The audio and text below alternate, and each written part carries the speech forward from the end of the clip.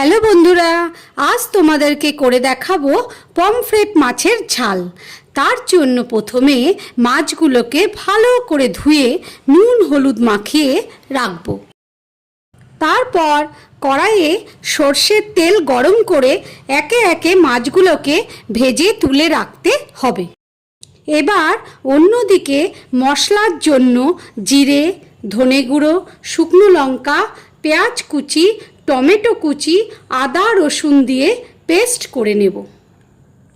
ওই মাছ ভাজার তেলে কালো জিরে, তেজপাতা, গোটা গরম মশলা ফোড়ন দিয়ে তার মধ্যে পেস্ট করে রাখা মশলা ঢেলে ভালো করে কষিয়ে তাতে কাশ্মীরি লঙ্কা গুঁড়ো, হলুদ গুঁড়ো আর নুন দিয়ে কষিয়ে যখন তেল ছাড়বে তখন উষ্ণ গরম জল দিয়ে মাছগুলোকে আস্তে আস্তে ঝোলে ছেড়ে দেব। নামানোর আগে গরম মশলা অ্যাড করলেই তৈরি পমফ্রেট মাছের ঝাল। এর মধ্যে ধনেপাতা দিলে খুব ভালো হয়, তবে না থাকার জন্য আমি ঘরে তৈরি করে রেখেছিলাম ধনেপাতা ড্রাই করে গুঁড়ো রাখা, সেটাই উপর দিয়ে স্প্রিঙ্কেল করে দিয়েছিলাম।